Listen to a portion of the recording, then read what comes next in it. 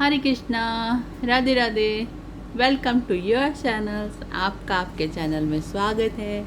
चलिए आज हम 9वें और 10वें श्लोक का पाठ करेंगे द्वितीय अध्याय का। तो संजय उवाच एव मुक्त्वा ऋषिकेशा गुडाकेशं परन्तपः न योस्य इति गोविंदा मुक्त्वा तृष्णनि बभून्ह। संजय बोले, हे राजन, निद्रा को जीतने वाले अर्जुन अंतर्यामी श्री कृष्ण महाराज के प्रति इस प्रकार कहकर फिर श्री गोविंद भगवान से युद्ध नहीं करूँगा ये स्पष्ट कहकर चुप हो गए। तो संजय उवाच मीन्स कि संजय बोले, मैंने आपको बताया था ना कि ये धृतराष्ट्र जी को संजय अपने महल में बैठ के ही ये सारा वृत्तांत सुना रहे हैं दिव्य दृष्टि से।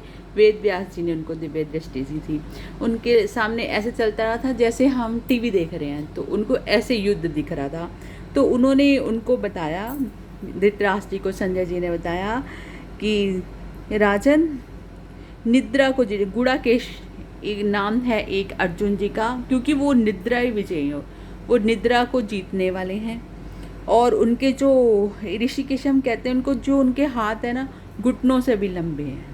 तो ये उनकी एक स्पेशलिटी है। तो उन्होंने कहा कि निद्रा को जीतने वाले अर्जुन ने भगवान कृष्ण महाराज जी से कहा ये सब कि मैं देव, जैसे कल वाले अध्याय में बताया था कि मुझे नहीं चाहिए, देवताओं के राज्य तक की संपत्ति नहीं चाहिए, इस प्रकार कहकर वो युद्ध नहीं करूँगा ये स्पष्ट कहकर चुप हो गए। तो कभी कभी हम भी, जब हमारे सामने कर्तव्य होता है कुछ भी काम करने के लिए, लेकिन हमें लगता है कि इसके करने से कुछ लोग रुष्ट हो जाएंगे, कुछ लोग नहीं मानेंगे। जैसे कि आपको एग्जाम्पल देती हूँ कि छोटे छोटे बच्चे हैं, जो लड़कियाँ या लड़के छोटी अवस्था में किसी पिछले जन्म के प्रारब्ध की वजह से वो कहते हैं हमें भक्ति करनी है, संन्यास लेना है, हमें शादियाँ इस घर गृहस्थी के बंधन में नहीं पड़ना है। तो जो उनके माता पिता हैं वो ये जानते हैं कि नहीं, ये बहुत गलत बात है, क्योंकि वो खुद अंधकूप में पड़े हैं तो उनको भी धकेलना ही चाहते हैं। उनके लिए ये लगता है कि सब गलत है, अपने बच्चे को एकदम वो अर्जुन जी की तरह ही ट्रीट कर रहे हैं कि नहीं, तुम गलत कर रहे हो, तुम्हें ये सब कुछ नहीं करना है।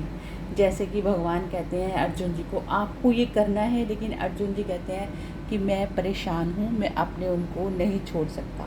तो इसी प्रकार पेरेंट्स को लगता है कि बच्चे गलत हैं, हमें इनको भगवान की भक्ति में नहीं लगाना चाहिए, कोई बात नहीं, घर गृहस्थी करो। तो ये एक सांसारिक युद्ध की तरह ही है, जो जैसे हम अर्जुन की तरह फंसे हुए हैं, हमें समझ नहीं आ रहा कि हमें क्या करना है और क्या नहीं करना है। तो कभी कभी हम अपने गलत डिसीजन को ही सही डिसीजन मानकर अपना निर्णय दे देते हैं कि हाँ, हमें बस यही करना है। तो तमुवाचा ऋषिकेशः प्रहसन्न भारता सैन्ययोरुभयो ध्रुवे विषादन्तमिदं वचः। हे भरतवंशी धृतराष्ट्र, अंतर्यामी श्री कृष्ण महाराज जी दोनों सेनाओं के बीच शोक करते हुए उस अर्जुन को हंसते हुए से ये वचन बोले।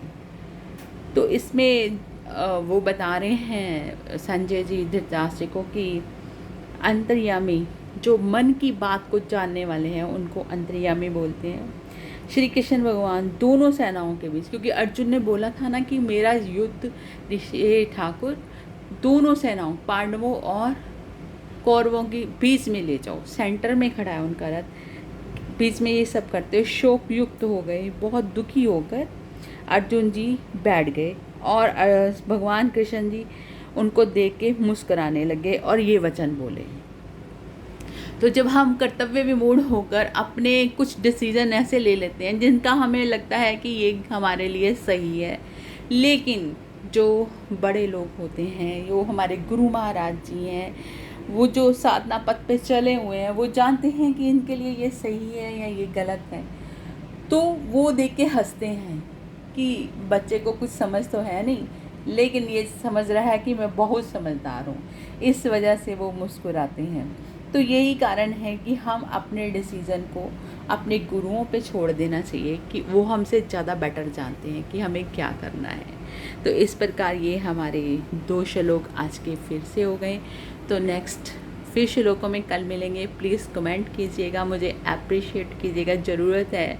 आप बात करते हो तो मुझे ज़्यादा अच्छा लगता है। तो शाम को फिर रात को फिर मिलेंगे लाइव में। राधे राधे।